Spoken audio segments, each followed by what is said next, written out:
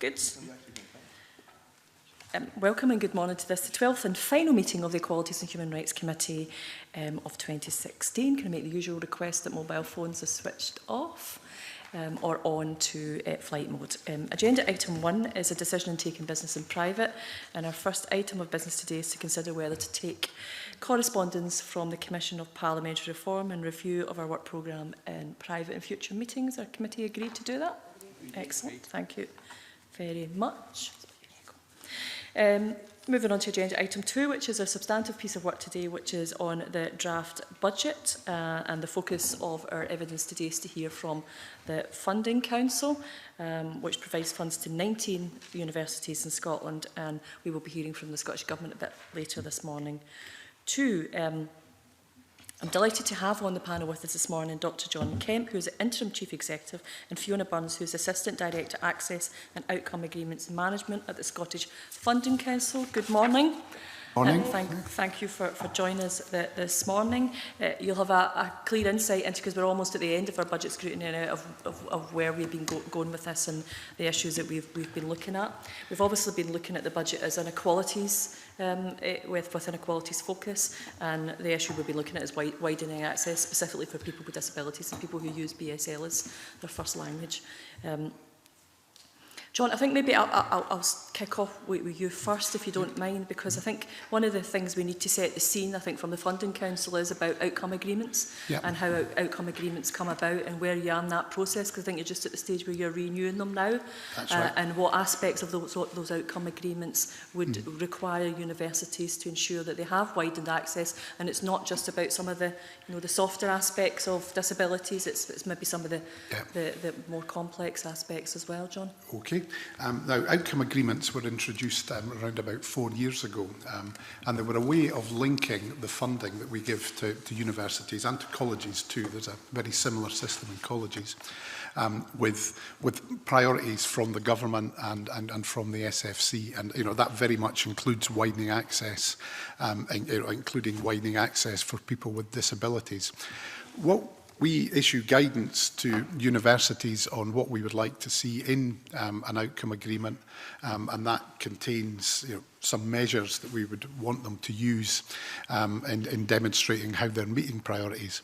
On disabilities and other protected characteristics, what we used to do was ask them to reflect on the protected characteristics where there was an imbalance in their institution and where they felt and we agreed they needed to take action, and then reflect that in the outcome agreement.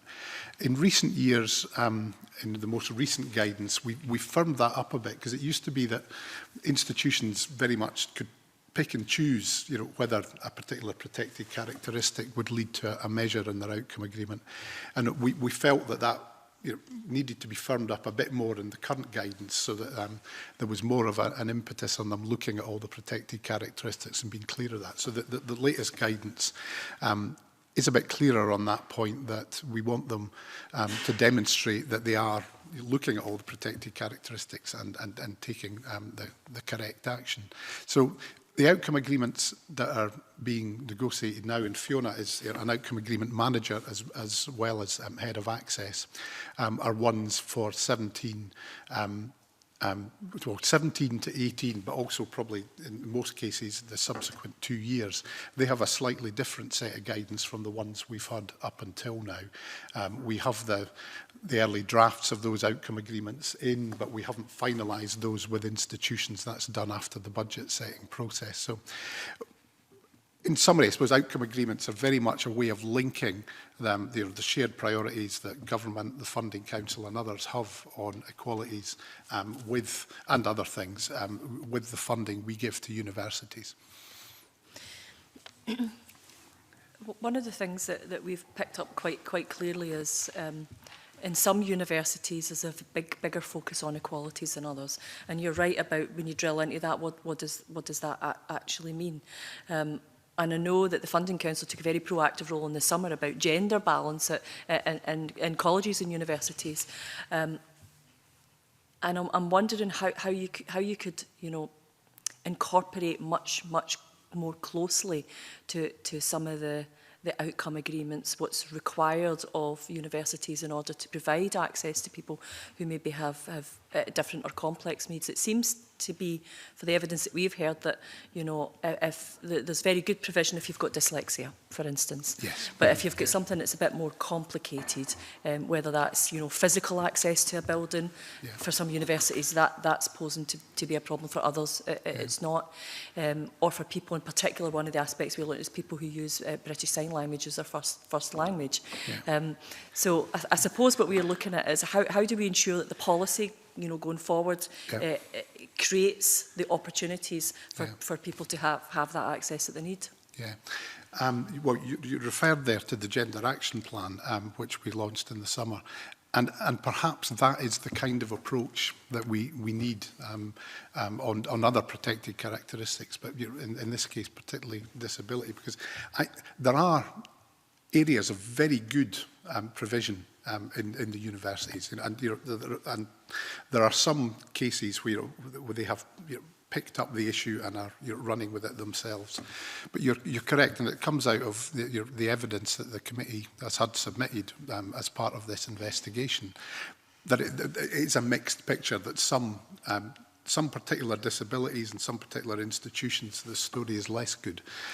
So it's maybe perhaps something that we in the Funding Council need to reflect on, how we give a bigger push to making the best things, you know, more common across the sector, and ensuring that, you know, some of the more tricky issues, and we have to acknowledge they are tricky. Sometimes you're dealing with quite small numbers and so on, and that's part of the reason that, you know, a lot of the action is perhaps on dyslexia and so on. It is that is, you know, there are big numbers in dyslexia in a way that there aren't in some of the other groups. So I think we need to think about how we give a renewed push to, you know, this particular aspect of equalities, and making sure that it's something that is at the forefront of institutions' minds as we refresh outcome agreements. Now, the current guidance, I think, does a bit of that, but I would accept that, you know, there are other things that could be done.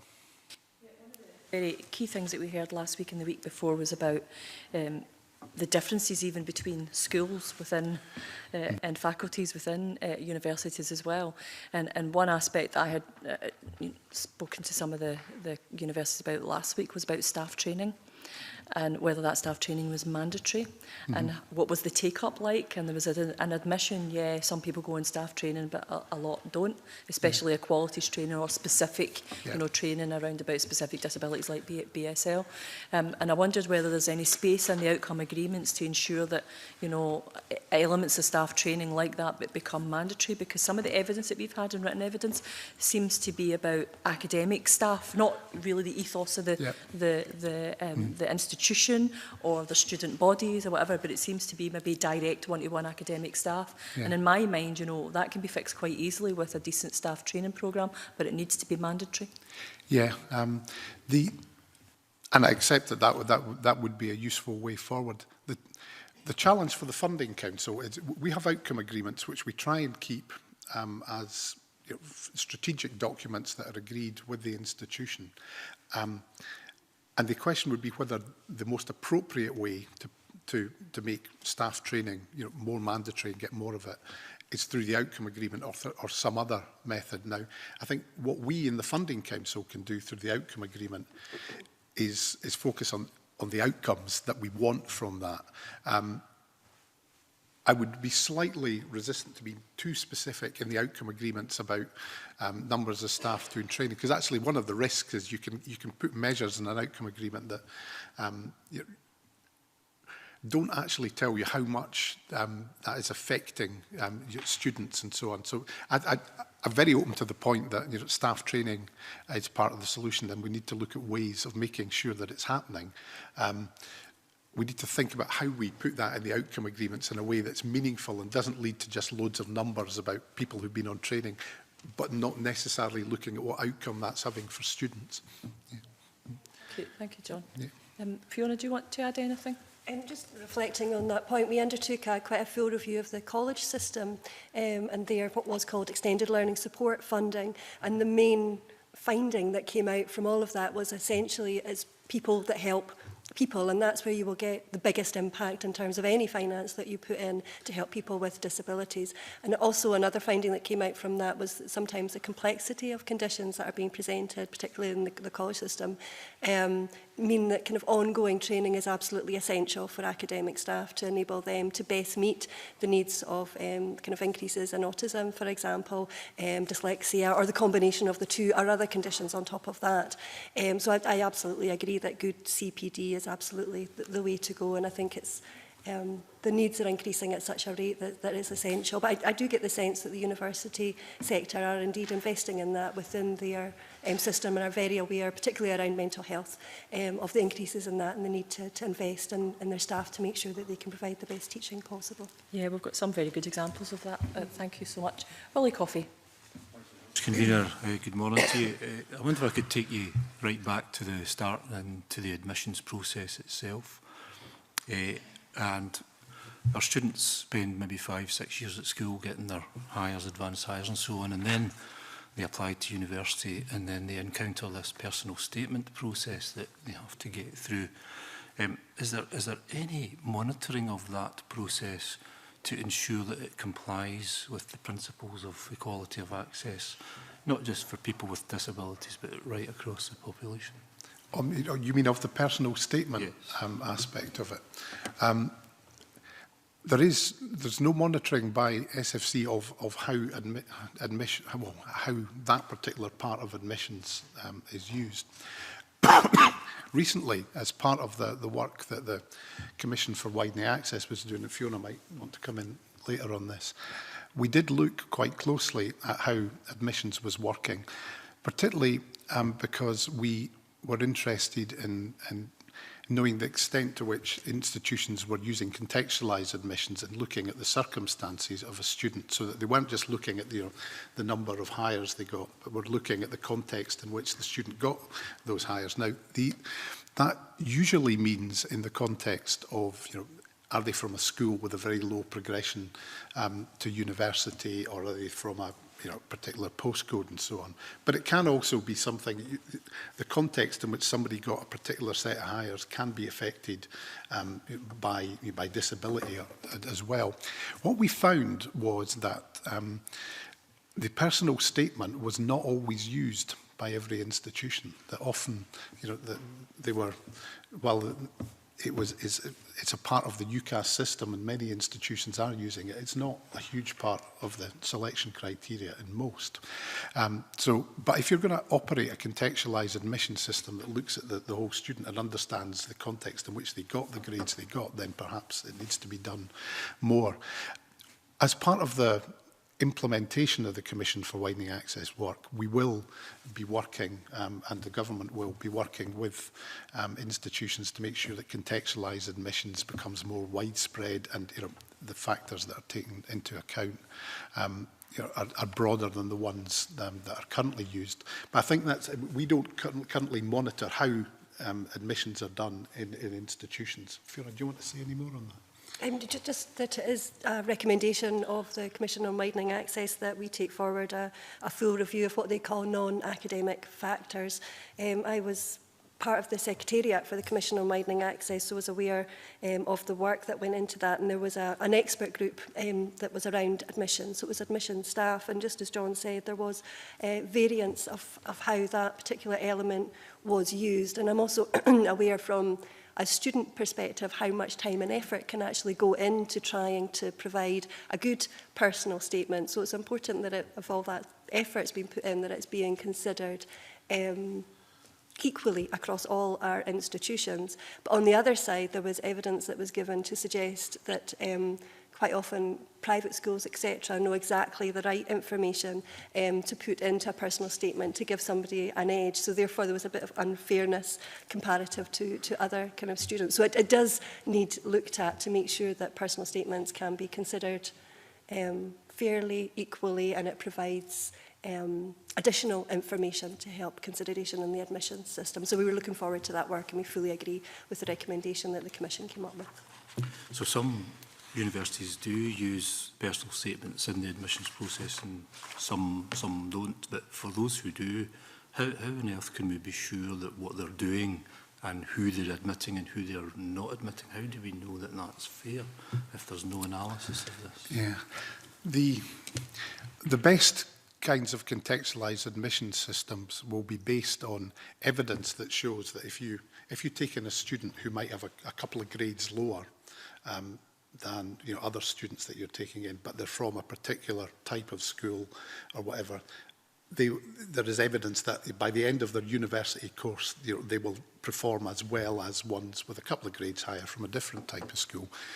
So what in the perfect world, there is evidence that works and often institutions have done it for their own entrance so that they can be quite clear they're being fair in taking that student who's got lower grades than this student, because they know the outcome will probably be the same because they have evidence that in the past, when they've taken people with these grades from that type of school, they've performed well. And you will have seen from the submissions you had in your own call for evidence, it's not at all widespread, and in fact, I'm not sure that any are doing. That universities are using the personal statements and issues about disability in making contextualised admissions decisions. I think part of encouraging universities to do that would be building the evidence base of the kind that I've talked about, which tends to be about types of school rather than the personal statements.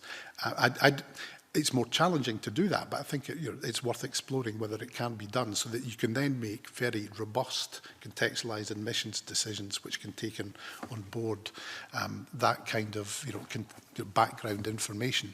Sometimes, though, I think it will come down to the training of the people making the admissions decisions and how they use the information that's in the UCAS form to its full extent, and they're not just looking at the higher grades.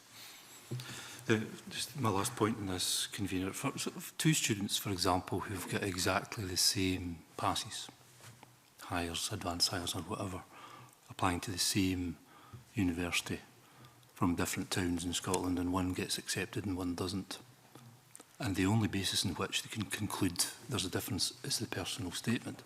How on earth do those two students and their families know that one was treated fairly compared to the other if their passes are exactly the same? Well, where it's working well, a university will make it clear as part of the admissions process that it has a contextualised admissions system, and the flags it will take on board that might make it, because universities have hard decisions to make. They can't admit everyone, and even when they can admit people, it's not often to the course they want and so on. So they do have hard decisions to make. But if you have a contextualised admission system that is based on evidence, that if I take somebody with 4 A's and the higher from that kind of school, somebody with 2 A's and 2 B's from a school with very low progression, or where there's other flags you can attach to the student, the evidence is that somebody who's done that well from that school is likely to thrive at university. When it's based on evidence, universities will publish that up front and make it clear that they do make contextualised offers based on that kind of evidence. So it's very open and transparent. So in that case, you might get two students who have exactly the same set of grades, and one gets in and one doesn't because the other, they're using contextualised admissions. Where it becomes more challenging is, if there isn't a contextualised admission system, how you monitor externally how the personal statement is used, as opposed to something that's more evidence-based on the postcode or type of school. Another thing that we're also doing is we've commissioned some research to look into contextualised admissions in much more detail, because we're aware of excellent provisions at universities who do contextualised admissions. Most do these days, who do contextualised admissions. But one of the issues is this is not necessarily entire transparency and consistency across all of them. So one of the things we wanted to develop was a map of contextualised admissions right across Scotland, and to advise us as to which were the best factors to use, the best factors to take into consideration, so that we can then advise our university sector accordingly. So that work is being undertaken at the moment and should report early next year. Okay, thank you very much. Mary. Thank you. And good morning to you. I wanted to follow on and ask a few questions about support packages that are available, because in the evidence that we've heard in the sessions we've had, there is an acknowledgement that equality for all and fairness and support should be freely given, and everyone should be supported. But that's where it ends. If you have, for example, dyslexia, you are supported through university. If you have more complex needs, it's far more difficult to get the ongoing support, the package of care that you need. And often people are put off by going through that whole process. We've also heard that the application for additional funding for support can't be made until an offer from university has been made and accepted.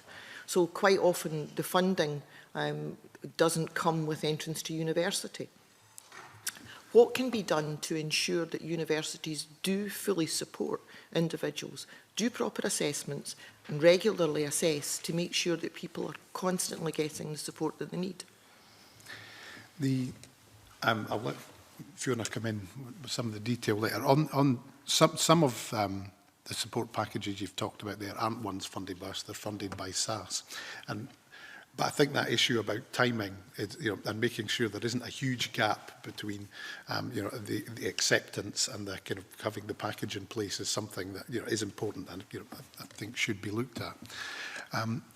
The more complex area is how you make sure that every student is supported, because sometimes we are talking about relatively small numbers, because it's people with complex conditions or combinations of conditions which might not appear in that department of that university every year, and so having a responsive system that is partly about making sure that the institutions are prepared and trained for the generality of issues, if there is ever is a real generality, but also have a responsive system so that if some students are coming with particular needs, that you can put the training in place and sometimes adaptations as well quickly in order to prepare for those students.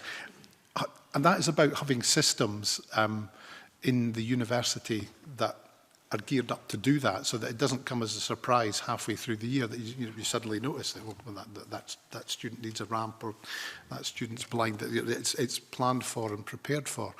There are some very good examples of courses being designed, the deaf performance course, the conservatoire and so on, that are specifically designed, but in most cases that is, people will be choosing courses that aren't specifically going to be designed for students with disabilities. So it is going to have to be a responsive system in universities where they are using the resource that they get from the Funding Council in order to make sure that every student's need is met. And I think that needs to be responsive as well as preparatory on the kind of the wider range of needs. Sometimes you will have to respond quite quickly to, gosh, we're going to have to do something about where that course is located, or what we're going to do to that building, because we now do have students who have different needs. Fiona, do you want to say more on that? I suppose just to reflect that we are members of the new student support review group that's looking into issues such as this, and we've already fed in quite a lot of detail in relationship to students with disabilities, particularly the point that you made yourself about the time gap between them actually getting the support that they need and once they're actually in the university system. I think on the whole our system is about it's kind of a rights-based model, if you like, that there is an assumption of need there, that there will be students with need, and it's the university's duty, by law obviously, to meet those needs. But there are, of course, the examples that you outline where that is particularly tricky, and how that can better be done. I really look forward to working with the Student Support Review group on that to see because that it seems gap. Almost from the evidence that we heard that most educational institutions and universities are reactive in the support they give rather than being proactive, and it's about encouraging them to become more proactive about what they do. I think it needs to be a bit of both, and they need to be proactive and prepared, and that they have systems that assume that they can meet need, and that often that is something that's always there. But sometimes you will.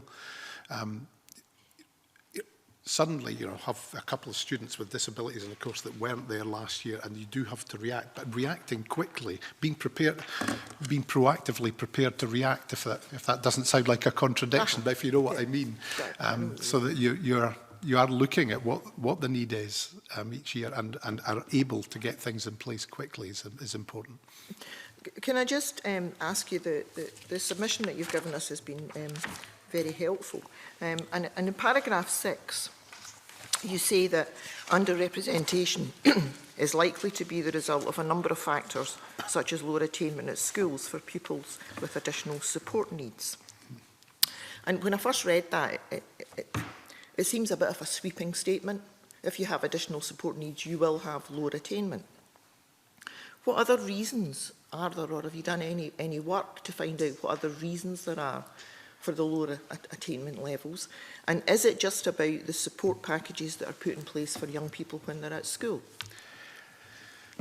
No, I mean, I think there will be other reasons. Interestingly, we fund both colleges and universities, and the figures are different in the two sectors. So I think, you know, some of it's just about displacement in that a lot of people with disabilities, the numbers are higher in colleges. So because of that, they're obviously going to college instead of university to some extent.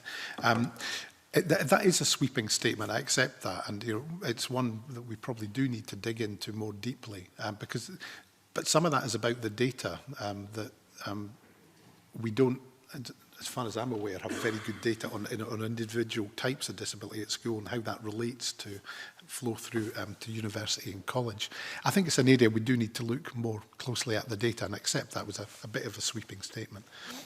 The actual reference to it relates to students in the school system, according to the Scottish Government statistics, where the student has an individual educational learning plan or a coordinated support plan of some nature. And when you look at the attainment of those students comparative to their peers, it is quite significantly lower, but it doesn't actually break it down by type of disability. But I am aware that those figures are available in the Scottish Government, and we've been working with them, particularly in the college system, to see if there's a way that we can link the two sets of data up better, so colleges can kind of future-proof themselves, if you like, for the students that are coming through the school system at the moment. And there's absolutely no reason that same kind of process couldn't happen with the university system as well. So just to make the data more available to kind of both sectors about specifically who the pupils are in the school system at the moment that are coming through, and what they may or may not need from the college and university system if they choose to stay in Scotland, of course. Yeah, and obviously, I mean, a young person that's in the school system that has additional support needs and has a package in place of support that they need to get them through school. I'm not sure if it happens, and if it doesn't, I'm not quite sure why it doesn't. I understand there are concerns about the sharing of data, but it would seem that if the support plan that's in school is used almost as a basis for the support that they need when they go on to higher education, and then that support package could be built on, would that not streamline the process slightly? Absolutely. One of the key issues that happens is that obviously when you leave school you are by an adult. Yeah. So you have the right not to declare, and that actually is quite common, that students will choose not to declare, presuming obviously it's not a visible disability, but they will choose not to declare, and sometimes it only becomes apparent when they start to really need the support. So when particularly when it comes to exam time, for example, and the pressures come up, and then there's a recognition that actually I need help at this point, and that's always a difficulty, and universities kind of do a lot of work to try and encourage as much declaration as they possibly can, so that they don't have that last minute problem and issue, because obviously they'll do everything that they can to help, but if it's been left too late, it's very difficult for them to overcome that. So we do work with the universities on that. Okay, thank you. Thank you. Thank you. Jeremy. Good morning, and thank you very much for coming. Just a couple of areas I'd just like to explore a wee bit further. We obviously have the outcome agreements, and you talked, John, in your initial comment about how you're trying to maybe make them a bit more proactive and encourage universities. I suppose the question I have is, what happens if a university, it may pay lip service to it, but in practice nothing is changing? What sanctions would you think of? And have you ever considered that in the last 4 years? Yeah. It's a very sensitive issue with universities, that one. Where we have put in place specific funding, for example, for things like widening access, and universities have not been filling these places with widening access students, we have taken the places away and moved them elsewhere. So our main sanction, it would be about how we use our funding, and you know, it's not an area that we've gone into yet on any protected characteristic. We've only used that sanction with additional places for widening access. But in our outcome agreement guidance, we do refer to the kind of things we might do, you know, where an outcome agreement not to be met. And the ultimate sanction is not funding bits of activity. However, that was something that we would only do in extremis, because what we would want to do is use the system to get the institution to respond and you know, to meet needs. Now, in the case of you know, protected characteristics and disability, then the institution has, you know, has a legal obligation to do things as well. So I mean, our funding is part of the, you know, the suite of things that will encourage them to do it, but it's not the only one. And if we were to, and this is a real dilemma for us sometimes, if we were to say, right, institution X isn't very good at meeting the needs of disabled students, we are withdrawing X amount of funding and moving it to institution Y that is far better. Now, in the long run, that doesn't help the students who might want to go to that first institution. They need to do the courses that the first institution does. So, I mean, our prime aim is to encourage that institution to improve rather than to use a primarily sanctions-based approach. But that sanction does exist and has been used where additional places have not been met.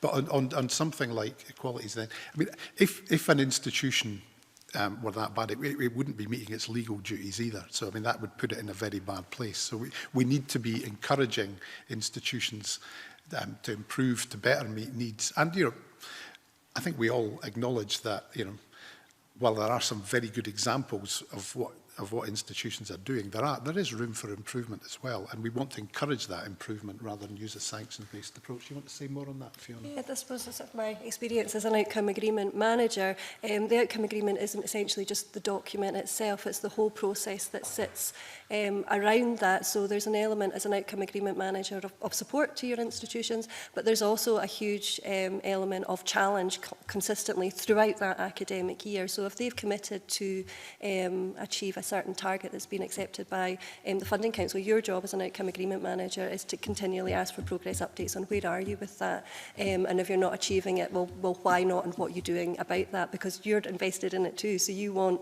by the end of that time period, for the data to come in and show, yep, no, they said they were going to do that, they've done that, and it's worked and it's achieved. So there's kind of so much more to it than just getting the actual document kind of agreed, and there is an awful lot of challenge on outcome agreement managers to really deliver within the Funding Council as well. Okay, thank you.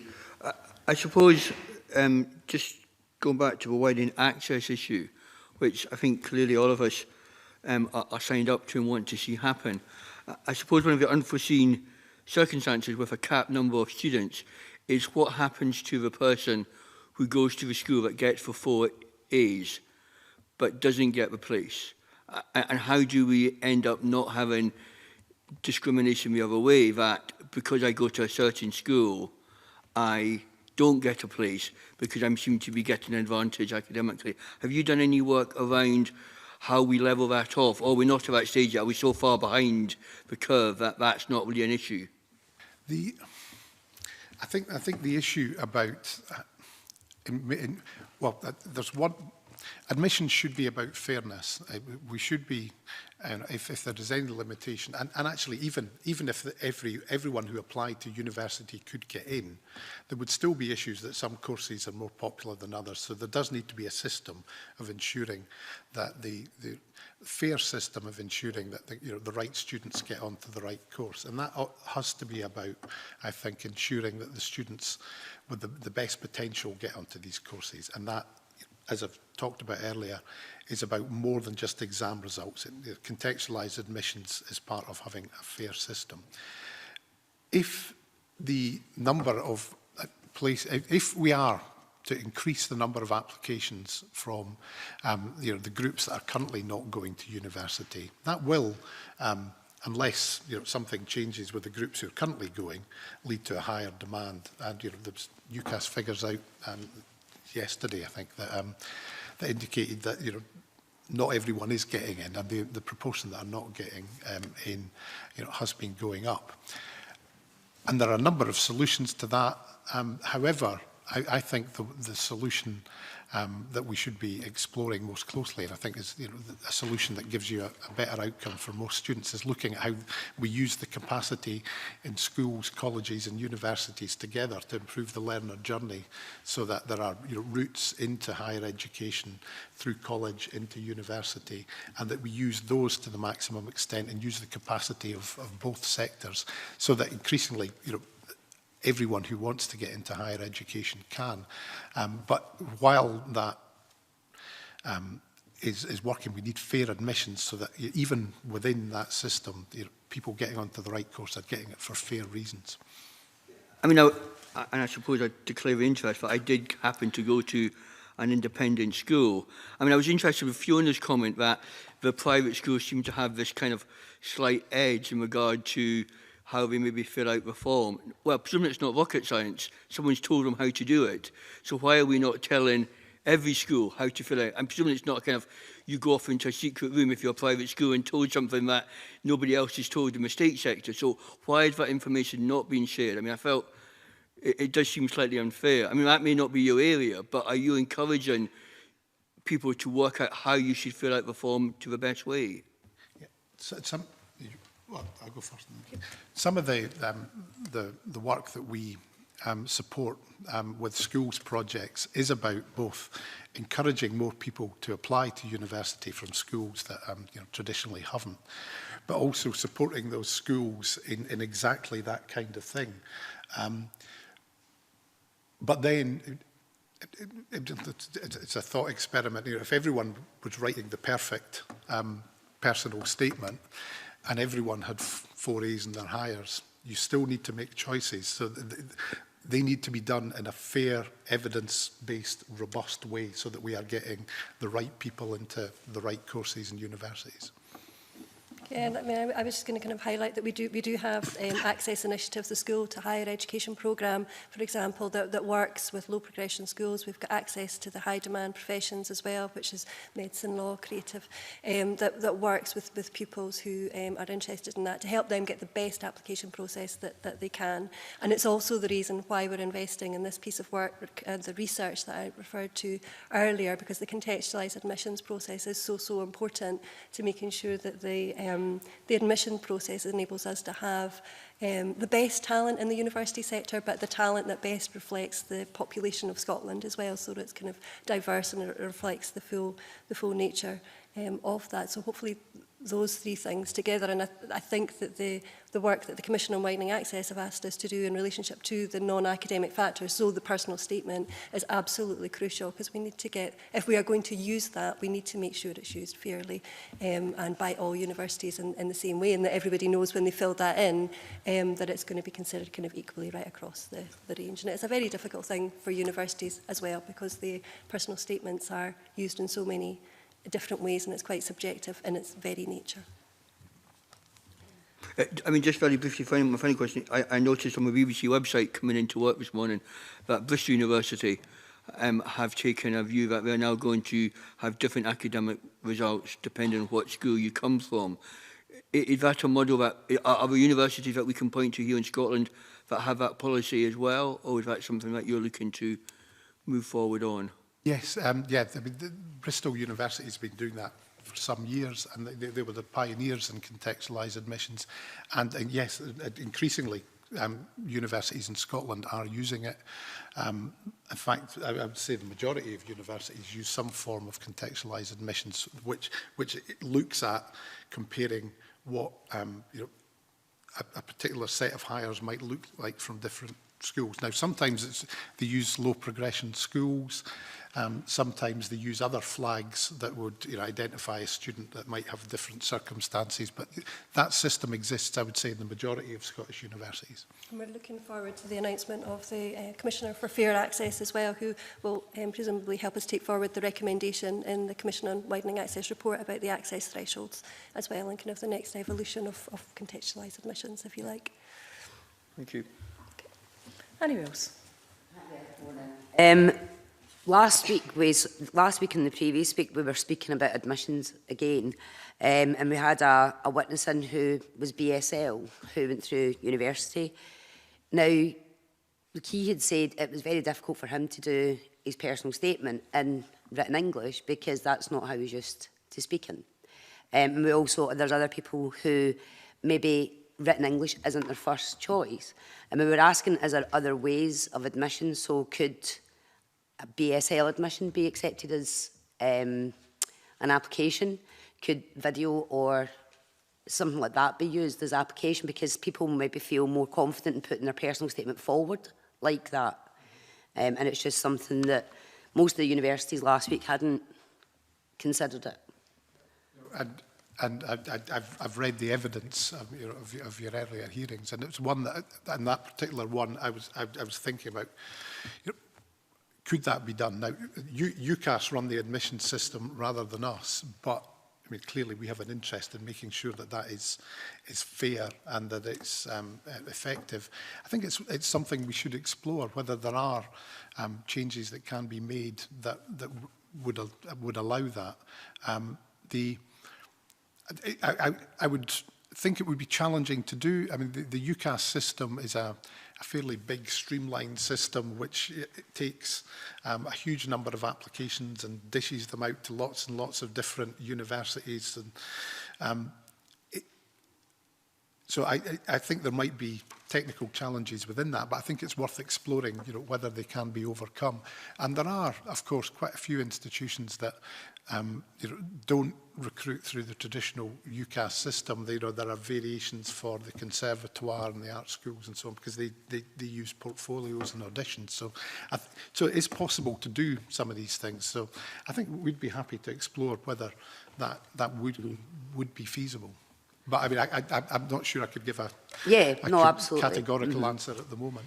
And then obviously the other sort of a side of it is, if we can look at doing something like that, how do we then look at assessments and exams? So if someone's BSL, do we look at that side of it as well? Yeah, well, that's immediately the question that would arise. If somebody's admitted based on something that doesn't include written English, but the course requires written English, then we need to take decisions about, well, is it reasonable to then change the course or what? And I think these are valid questions that do need to be looked at. So I think we'd be happy to, with UCAS, explore that and see whether it's feasible. We're also members of the National Advisory Group as well for the development of the plan that will be coming out, the national plan, and are kind of feeding in kind of that information into that. Brilliant, thank you. Yeah, thanks. Alex. Thank you, Convener. Good morning, and thank you for coming to see us today. I'd like to look at the issue of admissions through a slightly different lens, and that's about when pupils and students with additional support needs or disabilities, how they choose to come to which university, and the barriers to that decision making based on the fact that we've had a myriad of evidence over the last couple of weeks from people who talk about things like the wider student experience not being particularly geared up to deal with their additional needs in terms of the society life and the wider social elements to university, but also the physical access to buildings. And we've, having gone to an ancient university myself, I remember tutorials, four flights of steps up in a windy garret that absolutely would have been inaccessible to people with mobility needs. Now, some of this requires just an astronomical, almost prohibitive amount of expenditure. So as a funding council in particular, what are you doing to help universities box clever and disseminate best practice as to how we get round these significant obstacles, both to the wider student experience and to the physicality of access to the university estate? First of all, I mean, I've read some of the evidence of the previous sessions, and I was struck by the point that was made by several students that even when access was arranged to the academic part of the course, that some of the wider student experience was less accessible as well. And that is something that we do need to consider how, it isn't just about that tutorial room, it's about the student union and all the other things that go around it. In the evidence that I read, I think there is evidence that some of the universities are boxing clever. If their whole estate isn't accessible and can't be made accessible straight away, then they're making sure that things are located in the parts of the estate that are. But it was evident from what I read that often that wasn't happening as neatly as it could. It was only after people had climbed up the 4 flights of stairs that they realised there was an issue, and then changes were made, and it wasn't always happening. So in the ideal world, what we could do is fund universities with enough capital that they could resolve all of the really difficult issues. I mean, realistically, in the current financial climate, it is going to take some time, for that to happen.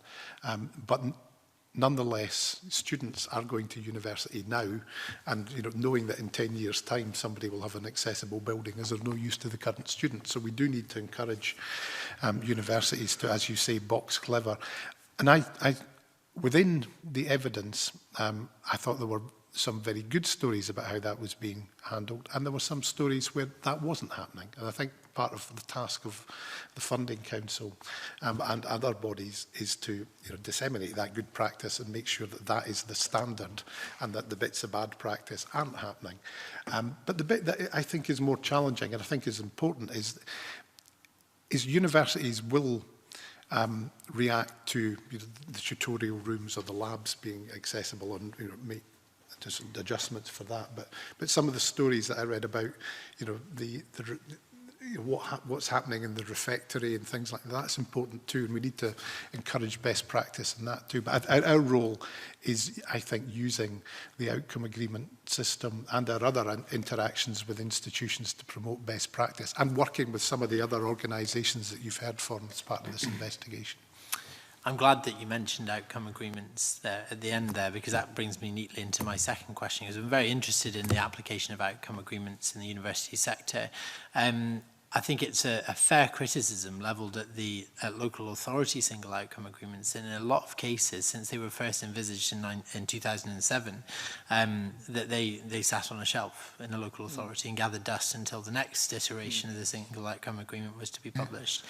There was no sanction deployed against local authorities who didn't meet their own outcomes, and very little scrutiny, very little consistency as well. So I'm really interested to hear how you get universities to take those outcome agreements seriously, how you measure them, how you measure success, and more importantly, how you measure failure against the delivery of them. I mean, our outcome agreements certainly don't sit on a shelf. We have a system where, while outcome agreements have usually have a 3-year time horizon, they are refreshed annually. So there's an annual cycle where we issue guidance, making it clear what we think the outcome agreements should contain.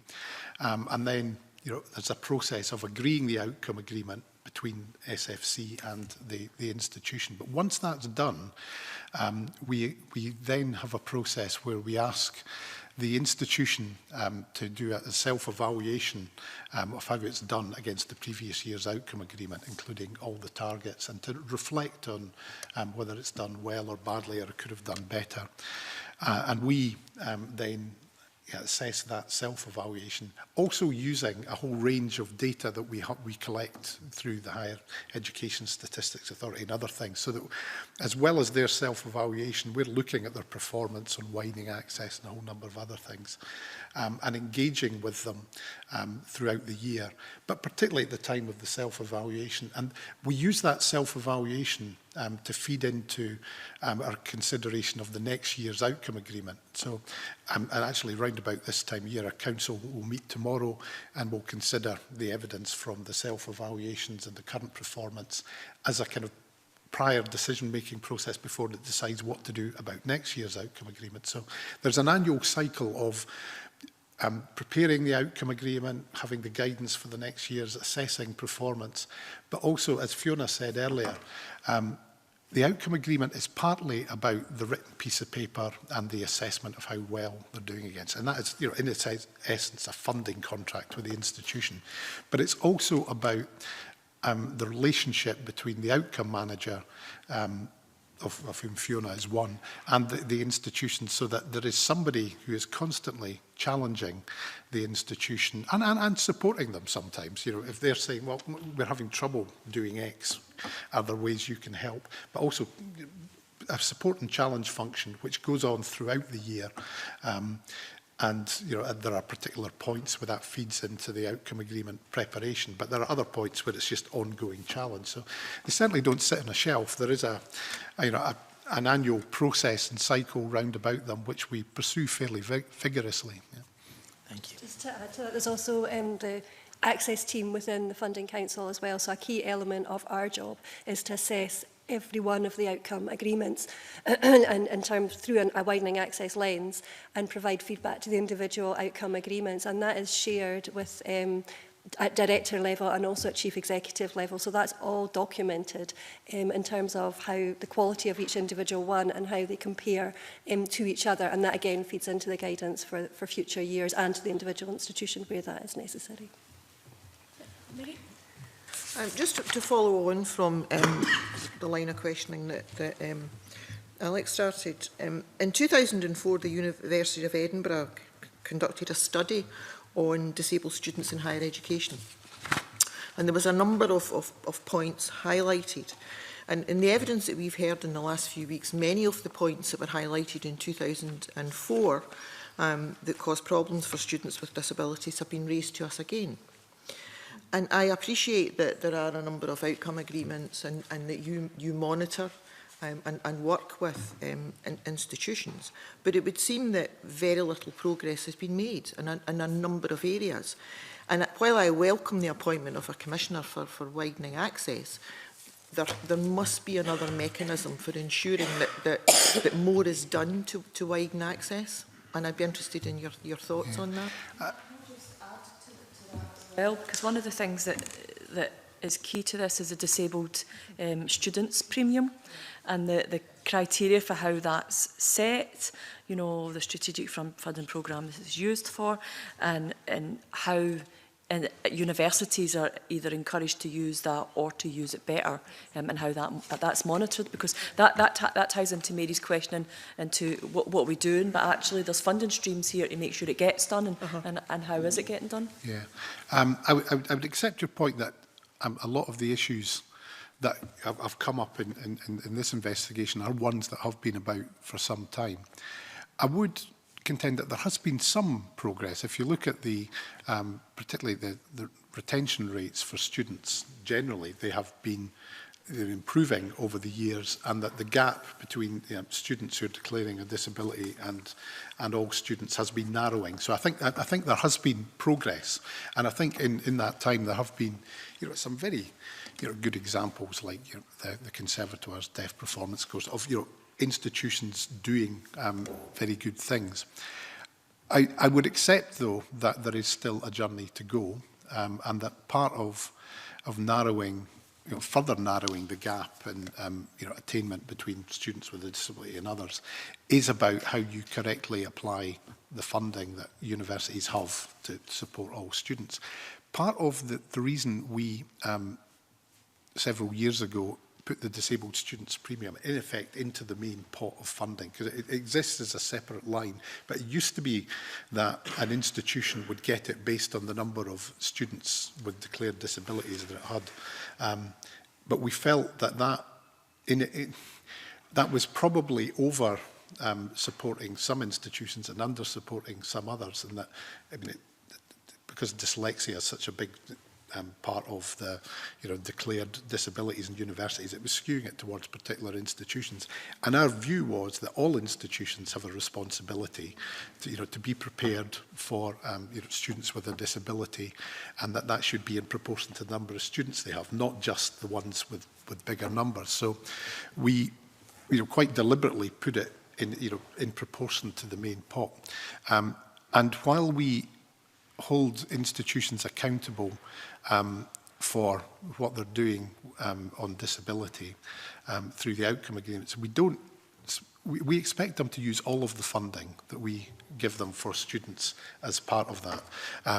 In theory, I mean, clearly not all of it. It goes for all students, but in looking at what pot of money they have to support disabled students, they should be looking at the whole pot, not just the proportion that is identified as a disabled students premium, because it's a legal responsibility that they serve all protected characteristics. So our philosophy has been that while funding is important, we don't want this to be an area where we're trying to work out exactly what the cost of each particular student is and then give that, because that leads to the kind of, the lumpiness of reaction that, means that institutions aren't responding quickly enough. We expect institutions to see this as core business and build it into their core funding. As I've said earlier, I think it might be an area where we do need to up our focus a bit more so that we are clearer about expectations and about making sure that the good practice is happening more in a more widespread way. But I think there has been some progress. I mean, the fact that the retention rates have been narrowing the gap between all students and students with disabilities is positive. It's not fast enough. Some of these things do take a while to fix, and we should be pushing for it to be faster. Okay, thank you. We're just bumping up against our time when we have another panel this morning, but just very, very quickly on the back of that, John, that the Scottish Funding Council reports on destinations of university graduates. No, you don't. We want to know whether you do actually. We know that colleges report destinations, and one of the measures in maybe measuring where students have been successful in their higher education is to determine their destinations. We know colleges report on that, but whether universities do and whether that would be something that you would consider building in to the outcome agreement. We do. There is a report on destinations of leavers from universities. Do you have the figures in front of you, Fiona? Yes, I do. I'll ask Fiona to come in later and explain what they are. Report with us, that would be helpful. Absolutely, and what I would stress, though, is these destinations are 6 months after graduation, and quite a lot of students, I mean all students, not just those from protected characteristics, will not have settled in their final career by then. So there's a bit of a health warning about these statistics, but we do.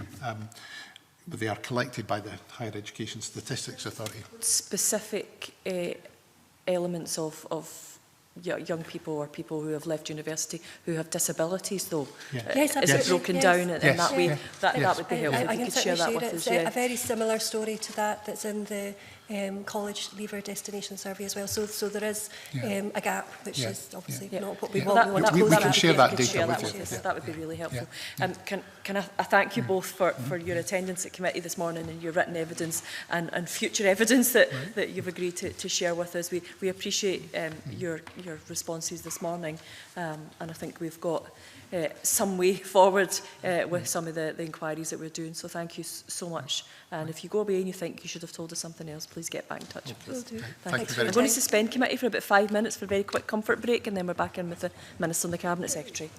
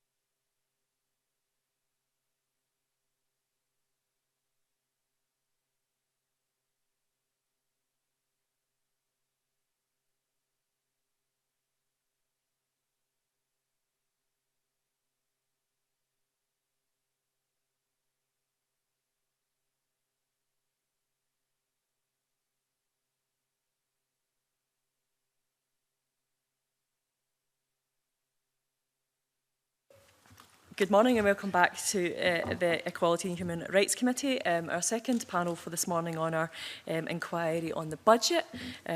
We have with us this morning Angela Constance, who's the Cabinet Secretary for Communities, Social Security and Equalities. Good morning, Cabinet Secretary. Shirley-Anne Somerville, who's the Minister for Further Education, Higher Education and Science. Good morning, Minister, and I believe this is your first appearance at a committee.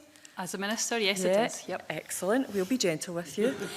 And supporting both of those this morning, we have Leslie Irvin, Head of Equality Policy, and Leah Fitzgerald, who's the Policy Manager, Higher Education Division with Scottish Government. Good morning to you all to committee.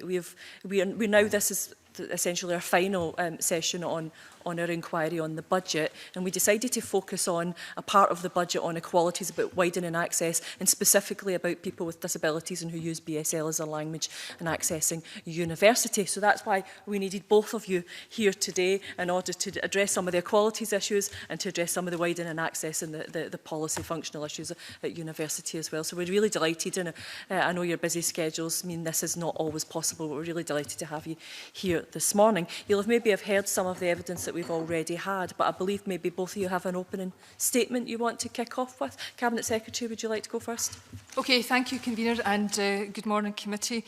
Grateful for the opportunity to appear before Committee as part of your scrutiny process of the 2017-18 draft budget. You will appreciate, as the draft budget will not be published until this afternoon, the committee will be aware that I'm not able to comment or reflect on the government's spending plans. I can, however, confirm to committee that, as in previous years, equality analysis and assessment has been undertaken as part of the budget preparatory work. The results of that work will be published in the 8th Equality Budget Statement that will accompany the draft budget. And also, as in previous years, we've been supported in this process by the Equality Budget Advisory Group. So I want to put on record my thanks to its members for their expertise, for their insight, and of course for the challenge that they bring as we continue to look for the best ways to ensure proper consideration of equality right across the government. I of course understand that the committee is very keen to focus on disability and access to universities. My colleague Ms Somerville is best placed to engage with the committee on access to university and matters relating to disability and education. But I would like to say just a few words about disability equality more broadly. And actually, I think it's a great idea to have ministers from different portfolios actually appear before committee, because it's important that as a government that we're demonstrating that joined up approach and that equality is for every portfolio and not just the communities and equalities portfolio.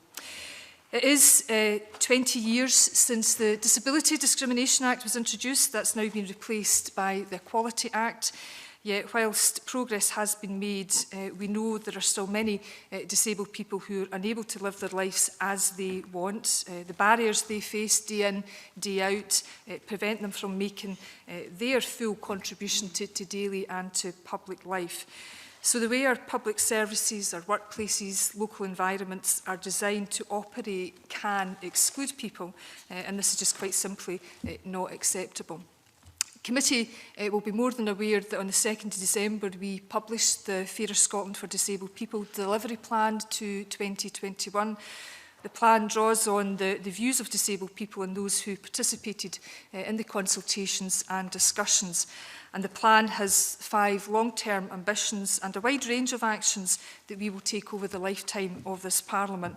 And we are determined to make meaningful progress, for example, in reform and adult social care, so that we shift the focus to achieving independent living, promoting independent advocacy so that people know about and can claim their rights in mental health, for example, and conducting an awareness-raising campaign to tackle negative attitudes as part of the One Scotland campaign next year.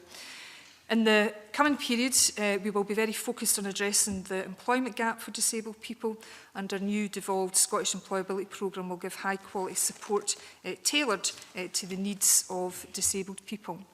And we will be placing dignity and respect at the very heart of our new social security system, And our ambition that Scotland should be the best place in the world for our children and our young people to grow up has to apply to all of our children. And we will be developing a national framework for disabled children and young people to ensure that they get the best provision and support possible. Our Fairer Scotland Action Plan will also work to ensure a fairer, more equal society for all of Scotland's people. At the heart of that plan is 50 fairness actions for this parliamentary term that will help us meet those ambitions. And again, this ranges right across all areas of government responsibility.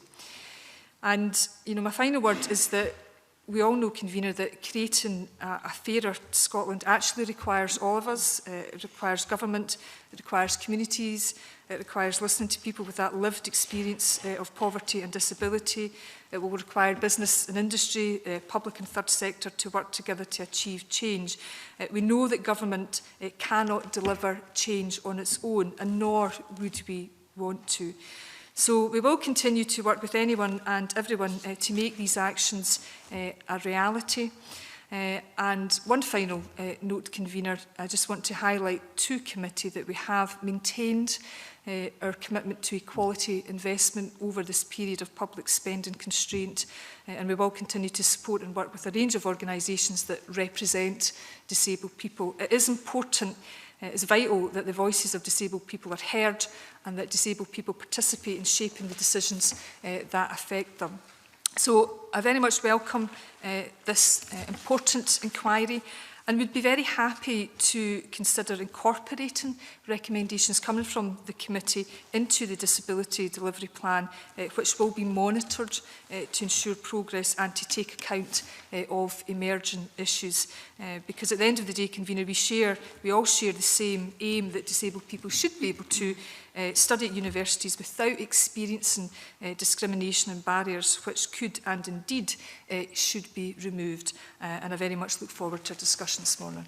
Thank you very much. Cabinet Secretary Minister. Thank you, Convener, and good morning. Can I reiterate the point that the Cabinet Secretary has made, that due to the timings of today's statement, I will also be unable to answer questions around the detail of the budget that will be given later today. But the committee is aware that widening access for higher education is a key priority for this government, and indeed the 2014-15 programme for government set out a stretching ambition that a child born today, irrespective of socio-economic circumstances, should have an equal chance of entering university. It's a policy objective very much in harmony with our wider vision for a fairer, more equal Scotland that is driven by inclusive economic growth.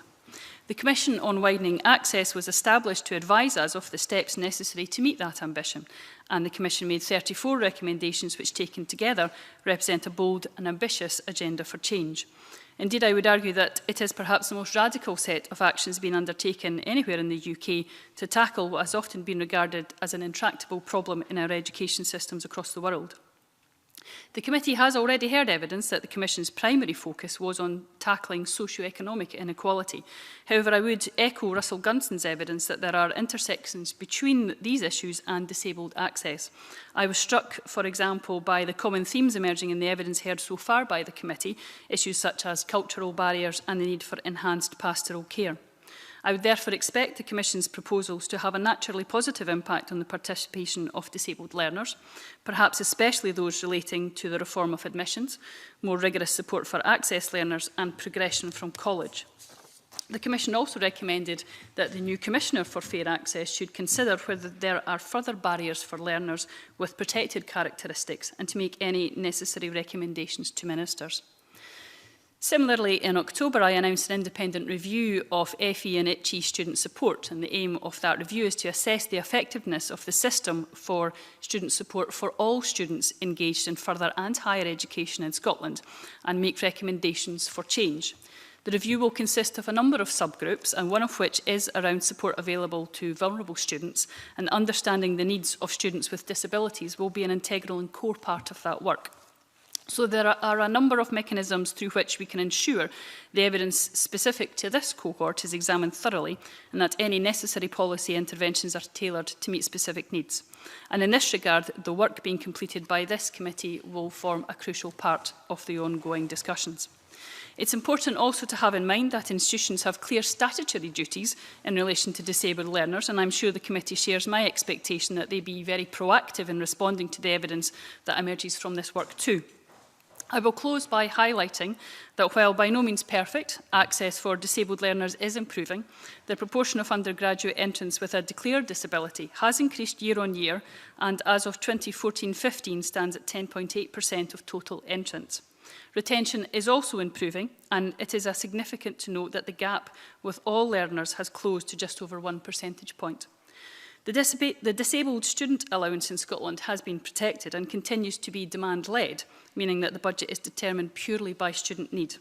This is all positive and indicates that our policy direction, together with the more practical interventions of the Funding Council and institutions, are delivering outcomes. But we are very much not complacent. As with all areas of access, we are ambitious and sharply focused on securing a more equitable distribution of opportunities for all, and I look forward to working with the committee to achieve that. Can I thank you very much, Minister. Cabinet Secretary, in your opening statement, you mentioned the Disability Delivery Plan and the work that's being done on that, and specifically on the work of this committee. We're very interested in that. But you'll realise just as well as I do that, and I think the figure's around about 50% of households who are in poverty have someone in that household with a disability. I think that's a figure, and that's a huge proportion. So in order to have that inclusive economy that we want, we have to create the opportunities for people in order to lift themselves out of poverty. And one of those opportunities is a university education, because it then leads to a higher paid job and more opportunities in that respect. How do you see that playing out in the Disability Delivery Plan?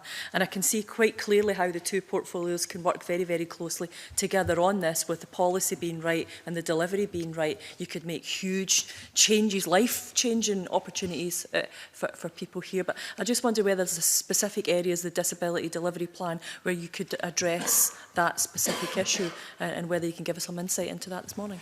Yeah, absolutely, Convener. And it's important to note that the longer young people spend in either education or training, so some of what I'm about to say, applies to FE, HE, modern apprenticeship programmes, in that all the evidence shows that for any young person, the longer they spend in education or training, the better their career prospects are, and therefore the better their income is. There are many actions in the Disability Delivery Plan, and actually also the Fairer Scotland Action Plan, because the Fairer Scotland Action Plan has a huge focus on income inequality and some very specific measures in and around tackling inequality, socio-economic disadvantage in particular. I suppose the one action that I would draw committee's attention to is Action 20 in the Disability Delivery Plan, where it talks about that all-encompassing approach that we need to work with schools, local authorities, health and social care partnerships, further and higher education institutions, and in particular to focus on transitions. So transitions for young people with disabilities, starting school, going from primary to secondary school, going from secondary school to their post-school destinations, and then crucially, going from university or college into work, because we know that even where young people are making significant educational achievements, that isn't always being translated into the workplace. So that focus on transitions is crucially important, and that requires, I think, a change of mindset, continuing to evolve our ways of working. It's easy to talk about partnership working, but partnership working in terms of tackling transitions is absolutely crucial. So while there's many actions in the Disability Delivery Plan that are indirectly or directly relevant to supporting young people to pursue their dreams of participating in higher education, there are particular actions, and I think Action 20 and that focus on transitions is crucially important. Yeah, I wholeheartedly agree with you there. Alex. Thank you, Convener. And good morning, Minister. Good morning, Cabinet Secretary. Thank you for your time this morning. Cabinet Secretary, I complimented this government in debate in Parliament last week about its intent to bring forward a framework for children and families affected by disability, and absolutely high time. I'm interested very much in the content of that and what that's going to look like and the resource behind it. Nearly 10 years ago, England and Wales got its own strategy for disabled children, aiming high for disabled children, and with that came a consequential of £36 million, but because of the presumption against ring fencing, that went straight into local authority grants and didn't go to children with disabilities. I think we still have a way to make up on that regard. Can you, without obviously wanting to preempt the stuff you can't talk about in terms of the budget or financial settlements around that, can you reassure us that this will be adequately resourced? Yeah, I mean, I firmly believe that the Disability Delivery Plan will be adequately resourced. I certainly have read Mr Cole-Hamilton's speech that he made in the debate led by my colleague Jean Freeman last week, because it had been highly commended to me along with Mr Balfour's speech. So I went back to the official record and read both speeches. And I was particularly struck that, you know, Mr Cole-Hamilton spoke about that life stage, that lifespan approach, which is absolutely important. So while I will point to the fact, as I said in my opening remarks, that we've protected the equality budget, I can also point to the fact that over this period of tough times, we've also protected the third sector budget.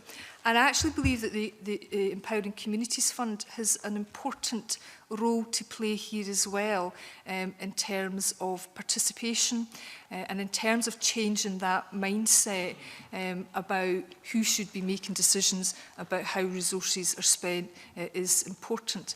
But the point is that, you know, if 1 in 5 people have a disability, the question is about what we are doing with all our resources. So while, you know, as the Equalities Minister, I can point to the Equalities budget, can point to the third sector budget, but it's actually about the spend right across government in education and in health, and ensuring that, particularly with those large universal services, that those who are disadvantaged in some way are getting their fair share of core services and core resources, so that the additional resources we have in terms of equality budgets, that actually adds value. So I wouldn't for 1 minute demur from the importance of investment and continued investment, but there is something quite fundamental about that this is what we should be doing anyway.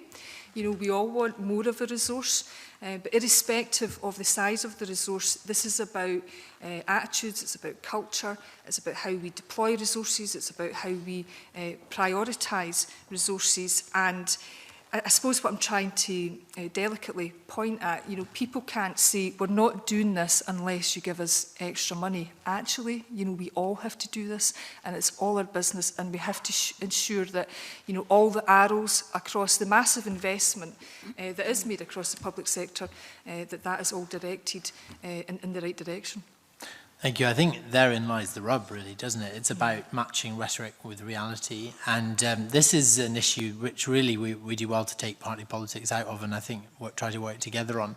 I think one of the challenges for us, and you mentioned it in your opening remarks, in terms of particularly those transitions, and in particular moving young people with disabilities from education into employment, is one of the biggest challenges in our community.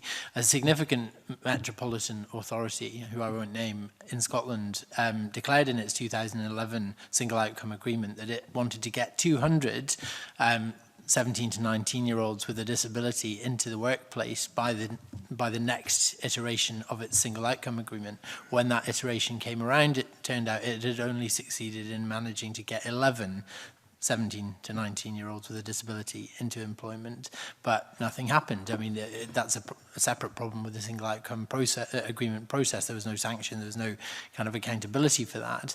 But I think it very elegantly delineates the problem before us, that we all agree in the political classes that we need to do more to break those barriers down and to help young people who have so much to contribute, even though they may have a disability, into the workplace. But that is a significant challenge. I just wonder, what can we do differently that we haven't been doing so far that will close that gap? One of the things that myself and Jean Freeman have worked very hard on when we were pulling together the Fairer Scotland Action Plan and the Disability Delivery Plan was to ensure that the actions were indeed actions and not just rhetoric, because it's very easy to talk about our ambitions, our philosophy, our approach, and what you will see in both the Fairer Scotland Action Plan and the Disability Delivery Plan is actions that are actually about doing things and in some cases doing things differently. And in terms of our other partners, in terms of the various types of outcome agreements that there are within the university sector or indeed local authorities, it is important that they evolve over time, where we're actually focused on what it is we're going to do, as well as what we're saying. And there is something important about scrutiny, about saying, what is your ambition, what you're going to do, and not just publishing a plan and then moving on and to say what's next. You have to stick with it, and you have to stick with it for the long haul. You have to be monitoring your progress. You have to understand your data, because that leads to transparency. So we know that in that particular instance for that local authority, that they've not met their ambition. So therefore, there is scrutiny about that, there is transparency about that, which I hope will lead to redress of that, and it leads people to think about what more they can and must do. Thank you. Thank you. Jeremy. Thank you, and thank you very much for coming. I think there's cross-party support on this whole issue around transition, and I think what the Cabinet Secretary has said this morning is very helpful. And I think particularly for those with a fairly severe disabled learning difficulty or physical disability, how we work with them and their educational school to get them in, I think is something that we do need to do work on. But I'm grateful for the comments that she's made this morning. My question is actually aimed at the Minister. We've heard quite a lot in the last few weeks that universities, I think, are trying to open the doors more to those with disability.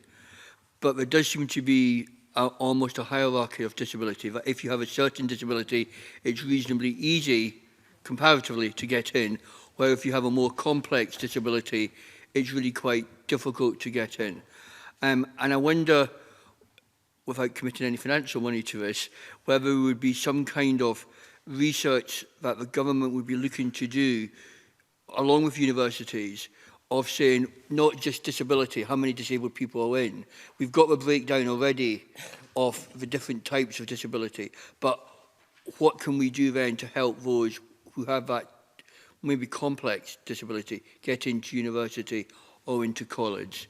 And how do we encourage colleges and universities to do that? Thank you. You raise a very important point about the good practice that is going on within higher education institutions, and I saw from the submission from University Scotland that they detail some of that good practice. I think what we have is good practice, and I think that needs to be embedded across the board. Part of that lies out with it being a university and actually onto some of the aspects that the Cabinet Secretary mentioned about a cultural change and also the statutory obligations that a university has. It's anticipatory duties to look at what they are delivering and how they are delivering it. So I think there's a lot more that can be done to question and to analyse what's going on, which won't only help those with a disability, but will also help students from different backgrounds, those with caring responsibilities and so on. So I think there is an obligation within each university to actually take a step back and analyse that. Now, I think they're doing that, and the statutory obligations that they have should ensure that very much happens, and where the government and the Funding Council can come in to facilitate that discussion and to ensure that good practice is shared. I think there's a very important role in that. But I also took a lot from the evidence that you heard from committee about that it's not just enough to speak to those that are at university, but those who feel that they are unable to apply or unable to receive sufficient support when they get there. And I think we have lessons to learn on all of that, some of which are for the universities as autonomous institutions, and some of which are very much for government to take on board. we have outcome agreements, and we've just been talking about them a bit this morning with a panel before you. Yeah. They feel slightly, somebody who's fairly new to this, lots of carrots but not many sticks. And I do wonder whether we need to maybe rebalance how we address the outcome agreements. That yes, we want to encourage, and yes, we want to show good practice, but maybe there needs to be a bit of a stick there if institutions, and particularly faculties, I mean, again, I think the issue seems to be at the top level, the principal, the court, absolutely buy into it, but you go down to the lecturer in what subject, there, that's the individual which is causing a problem to the disabled student. So, again, looking at this going forward, without being too cruel, can we have some sticks?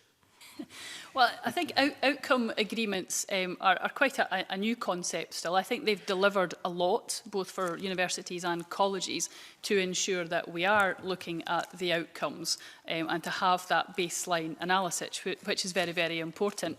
It is, because it's new, I think it's only right that we periodically take a step back and review those, and we're going through that process with the Funding Council at the moment to see whether there's necessarily a different way of doing things and to see where they can be strengthened. It's also very important that they are effective. Mr Balfour is quite correct. They shouldn't just be a document that sits on the shelf and that we have discussions about, but that something follows from that. And the Funding Council and the Scottish Government have a variety of funds which we can give to different universities, for example, on widening access. And if we need to learn from how we facilitate those funds and how those funds are distributed amongst the institutions, then the outcome agreements and how those are actually implemented is very, very important. That. So I do take his point. There needs to be both carrots and sticks, and I'm open to, during the review of the outcome agreements, to see whether we've got that balance right or not, because I think it's only right that we do take a step back and have a look at that. Thank you. We've got some comments here. Convener, with your indulgence, I thought it might be quite useful to say something about public sector equality duties. Because the general duty under the Equality Act talks about how public authorities, and in this instance, you know, it includes universities, that whilst they're exercising their functions, they have to be eliminating unlawful discrimination. They have to be in the business of advancing equality of opportunity, as well as fostering good relationships between those with and without protected characteristics. Now, all of that points to the need for a proactive response. And the public sector equality duties that are listed within the specific duties regulations, for example, say undertake equality impact assessments on new or revised policies and practices and to publish the results. And I think that's an important strand of the duties that you know, all education institutions are subject to, in terms of, you know, transparency of what they're doing and to assist with the evaluation of that. In terms of the Scottish Government's responsibilities, our responsibility is to help public authorities exercise their responsibilities in terms of the equality outcomes. And we do have a project, SNEEP, Scottish National Equality Improvement Project. And this is about, you know, our partnership, you know, with the EHRC, Close the Gap, the Equality Network, about how we can bring forward a programme of work that helps the public sector fulfil their duties. So we're currently considering the work plan for 2017. So as well as a government reflecting on what we need to do in terms of our disability delivery plan and result of committee's deliberations, there's also, you know, the opportunity in terms of SNEEP, in terms of what we do as a government to help, you know, aspects of the public sector you know, comply with their very clear duties. So, you know, there is a stream of work that, you know, that government and indeed our partners need to be very focused on. I think it's also worth saying that it's the Equality and Human Rights Commission that are the regulatory body for the public sector, you know, complying with their act as well. So there's a lot we can do as a government, but we also have to respect the role of the EHRC as well. Jeremy, fine, thank you. Mary. And can I echo the comments that my colleague Jeremy Balfour has made, because I too would like to see a bit more stick and a bit less carrot. Because if I reflect the evidence that we've heard in the last few weeks, there is a recognition and an acknowledgement that universities and higher education institutes need to do more. They recognise that they have students that have a varying range of disabilities, and they should be supporting them. But unless it's a soft disability, it becomes very, very difficult. And the length to which students need to go to get the support they require is simply not acceptable. And I welcome the words from the Cabinet Secretary this morning around the Disability Delivery Plan when you talk about actions. And I come back to the carrot and stick, because if you have actions, you must have consequences. And I wonder if you could perhaps expand a bit on what you would expect those consequences to look like. Because if I reflect on a question that I asked in the previous panel, the University of Edinburgh did a study in 2004 on disabled students in higher education. And many of the things that come out of that study we have heard in our evidence in the last few weeks. There have been a number of action plans published. There have been a number of recommendations made. But 12 years down the line, things have not improved. So unless a disability delivery plan actually has teeth and sticks, it would appear that nothing much is going to change. So I would like a reassurance and perhaps an indication of what those consequences might look like. I mean, that's a very, very broad question, and you know, will have a different shape and scope dependent on the different portfolios that are involved in delivering the delivery plan, and that will be reflected in the different statutory responsibilities that colleagues across the government have. I'm very clear about what the law says. And although, you know, it's the Equality and Human Rights Commission that is the regulator for non-compliance with the Equality Act, I think it's important that as government, in our work with our partners, that none of us are defensive about this, that we all accept that there is more to do, that we all look for the opportunities to pick up the pace. It's quite difficult to talk about sanctions without being specific about specific actions and an acknowledgement about where the specific powers on specific things rely. I suppose we have to be conscious that sanctions can, of course, be counterproductive, but sometimes, you know, they can be effective. There are, of course, a range of activities you can undertake as a government. It's not always about financial sanctions, which tends to be what springs to mind.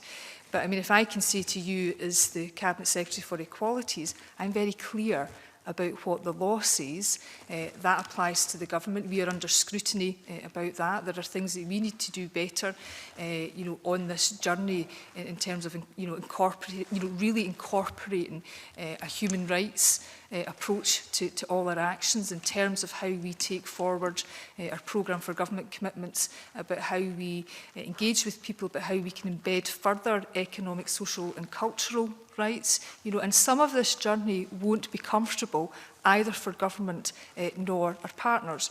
But, you know, a light needs to be shed in it, and we need to face up to our discomfort and to focus on actions that will make life better. Yeah, I think the Minister wanted to come back in. But Minister, on the back of Mary's question this morning, I asked the Funding Council about the disabled students premium, how those decisions are made and how the funding's allocated, and really whether it's ring-fenced or not. And on the sort of a back at Mary's question, could that be a carrot and a stick and used to you know, enable change?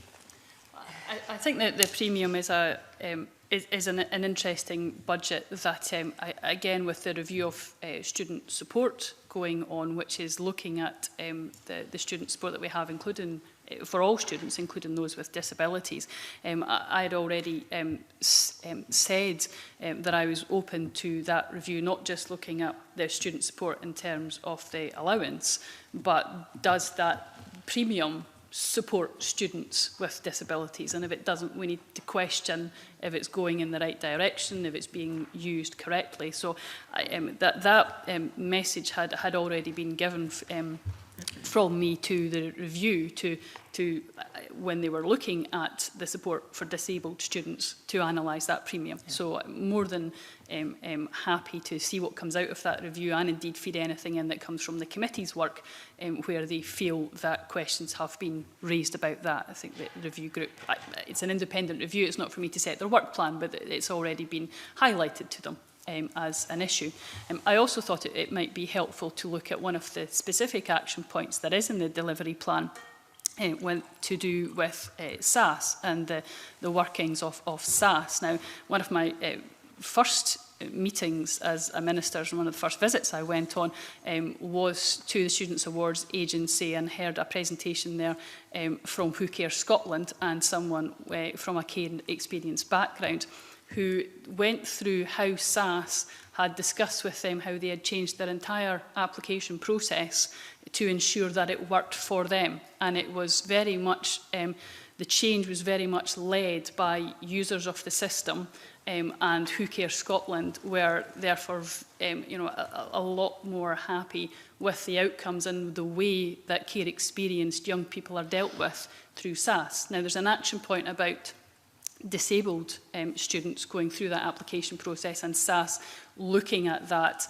and analysing whether anything needs to change in that. And I certainly was greatly heartened by the work that agency had done with people with care experience backgrounds, and will look very closely at what they do when it comes to disabled students, and with that action point in mind. But I certainly took great heart from the work they've already done, and the very proactive way that they engaged with individuals and with people to see whether that system worked, and really tested it out. And I think we've now got a system where in that aspect it is much better, and we can look at that for disabled students going forward. So that's one action point which I'm very confident that SAS will deliver on.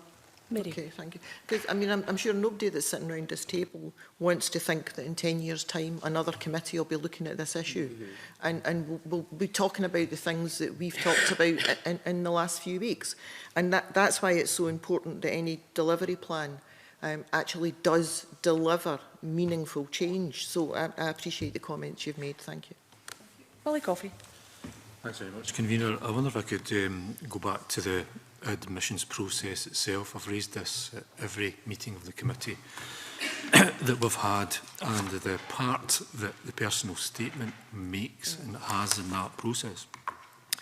John Kemp from the Funding Council, just before you came in, said there's no direct monitoring of that aspect of the admissions process, so that we can see that meets all our obligations in respect of equality of access. But then Fiona Burns, who spoke after John, said that there is some process underway to examine that process of looking at non-academic factors in the contextualised admissions process. So I wonder, could you tell us a wee bit more about this, so that we can get some kind of understanding of how and whether that aspect of the admissions process is actually a fair process? I think it would very much help for the entire admissions process to be a lot clearer and more transparent. And it's one of the aspects which I think would not only help disabled students, but would help students or potential students from a variety of backgrounds, whether that's from a socio-economic perspective or a variety of different demographics. So I think there is a requirement for more transparency to allow those who are looking to a college or university to be able to understand the options that are open to them, and they can make a choice where they would like to study based on the best information. Personal statements were looked for by the Commission for widening access. And it is something which is an area of concern, because they can often be difficult for those from a socio-economic deprived background to be able to complete in a way that those from a more advantaged background would be able to complete. So personal statements and non-academic statements do have to be looked at, and we do have to be very clear about what role they should or should not play. And I would expect the Commissioner to look at that when they're looking at the admissions policy. Contextualised admissions are somewhat broader than that. Personal statements are only one aspect that could be part of a contextualised admissions. So you can therefore look at different gradings, for example, for the same course, depending on what a person's background is. And that's a different type of contextualised admission that does and should play a more important role in admissions. But Mr Coffey's very correct to say that that should be done in a very transparent way. There is no point any institution having a process that people don't understand and therefore they can't take advantage of. So the requirement for transparency is very, very important. The admissions process for each university as an autonomous institution is up to that university. But we do have a certain basic understanding about what that should look like, and that should be open and transparent, easily understandable, and allow a fair process of admission so that people can access university. Do you think we'll be able to see per university the data perhaps being gathered over the next few years about how they are treating this process, so that we can have a look and see that, or come to a view that there is an objective and fair method of treating this? Do you think we'll see that? I think we'll have to, and I think part of the work of the Commissioner as they go forward will be to challenge the government and to challenge the institutions. And admissions is a very, very important part of that process. It's, after all, the kind of gateway into the university. So that will play a very, very important part of the Commissioner's work going forward, I'm sure. Remind me, correct me if I'm wrong, but the target by 2021 is that 10% of students should come from 20% of the more disadvantaged backgrounds, and that's at every university. And there was some good news reported this morning where the figure's 10.9%, but that's overall. When will all of those universities, do you think, meet this target? If you look at the data that we have presently, 4 of the universities, Robert Gordon's, Aberdeen, Edinburgh and St Andrews, have never reached 10% in the previous 10 years. So what work will the Scottish Government be doing to encourage those universities to meet this target and to deliver on that, particularly for students within that category?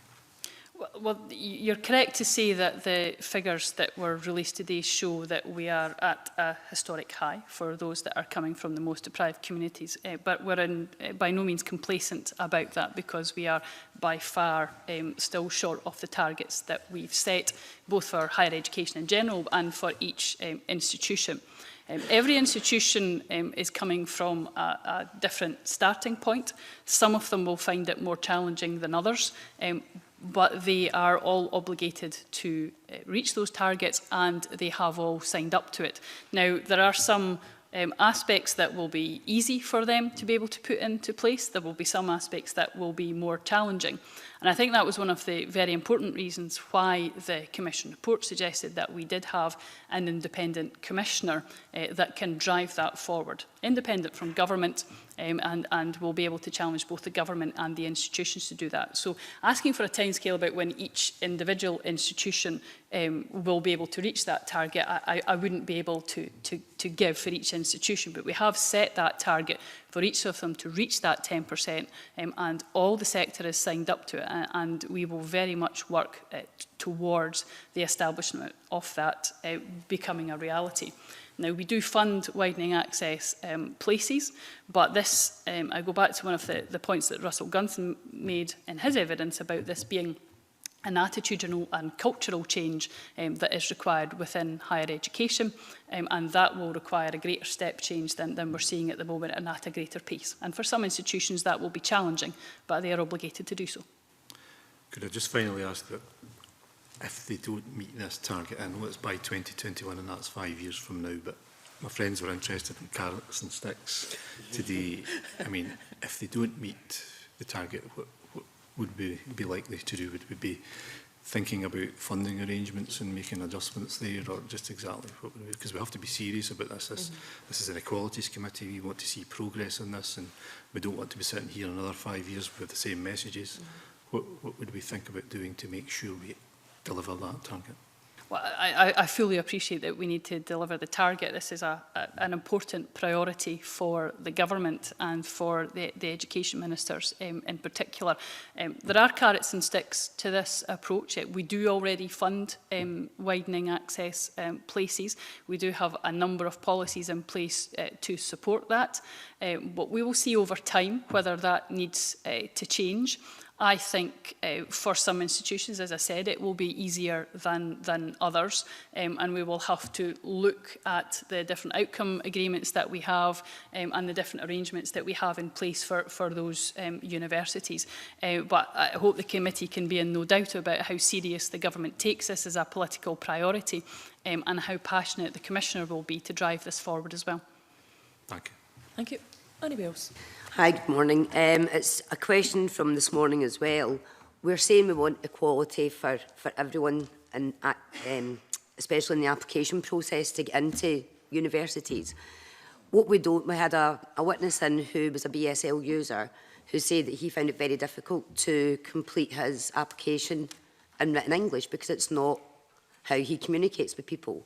And when we're looking at personal statements, would there be or can there be an opportunity for these personal statements to be made either using BSL or in other forms like video or something like that for people who have got other disabilities, and that would make it a fairer process for people to actually get into university courses? Well, I think the Cabinet Secretary has already mentioned some of the statutory requirements that are on the universities, and applications is very much an important part of that. We simply can't have a process which is, by all means, closed to certain parts of the population because of the language which they use. So the application process needs to be open to all. And I read with great concern that the personal statements and some of the witnesses that you've had forward from you about their difficulties of filling in the application process, but also actually the stage before that about not even feeling that it was for them, that they should bother trying to apply. So there's a cultural change that we need to do within our schools, not just within the universities, but within the schools, within careers advice, and a systems change that we have to look at to ensure that disabled pupils, when they're still at school, do feel supported and encouraged to know that they can apply to the universities, but then that the universities fulfil the obligations to ensure that that application process is open to all. Yeah, Cabinet Secretary. I mean, maybe just to add, I mean, this Parliament's well aware that BSL by law has to be treated and respected as a minority language.